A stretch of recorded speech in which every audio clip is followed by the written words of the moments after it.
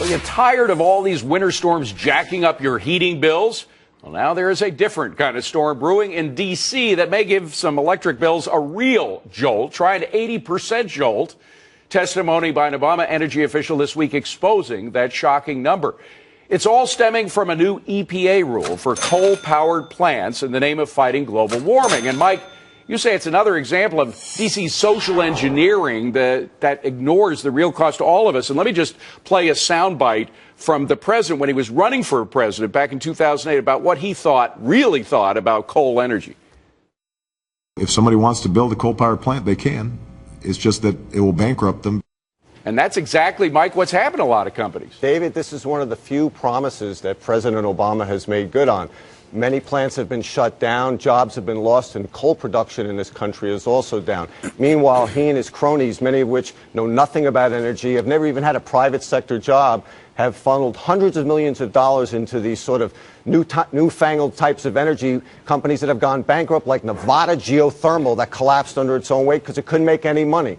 Yeah, that's a great point. The real life experience. There's not much of it in the cabinet. But, Bill, you say it's a good thing that people's energy bills are going up. Why? Well, sort of. Coal is dirty.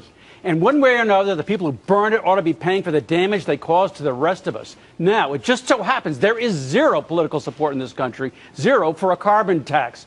So the president is resorting to harassment of the coal industry. I don't like harassment because it's inefficient. I'd much rather have a tax. But one way or another, if you're burning coal when you turn on your AC, you should be paying more. But, Steve, the fact is that people are already paying more. People have seen their heating bills go up, and now they're going to see them go up further.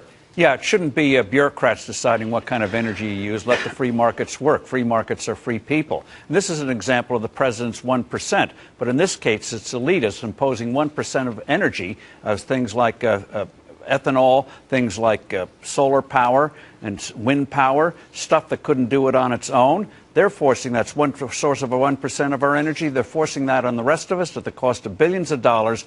Coal is getting cleaner. Coal is cheap. Let the markets work. It's freedom. And, Rick, even if the end result is a positive end result, cleaner air for everybody, again, it sort of reflects this administration's lack of practical experience. Mike Ozanian was talking about that. Only 4 of the 15 cabinet members have any private sector experience. And, by the way, 2 of those, Jack Lew and Chuck Hagel, were kind of the in-and-out guys who come in and out of government. Yeah, but let's set a few facts straight on this. Number one, the EPA regulation that's been proposed has nothing to do with existing coal plants. It would be on new construction of coal plants. So the existing coal plants will not be raising your price of energy.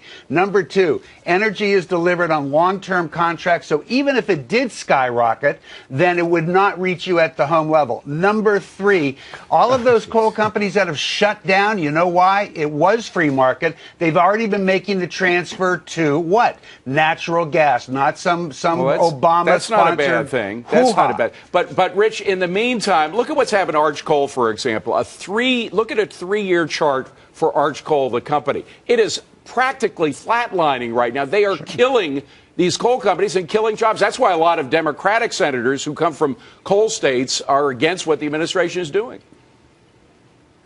You know, I could support this administration's war on coal if they were more pro-entrepreneurial and really let the shale oil people and the shale gas people and the next generation nuclear people, proceed at a much faster rate. New York had a big horse manure pollution problem 120 years ago, and it wasn't the EPA that stopped it. There was no EPA. It was Henry Ford and automobiles. So, we've got to look at this. We've got to encourage entrepreneurship in the pro-energy sectors. Yeah, well, Sabrina, some people say they have another manure problem inside the Beltway right now. We won't go into that. But the fact is that real jobs are at stake. Not only heating bills at home, but real jobs of folks who work for coal companies.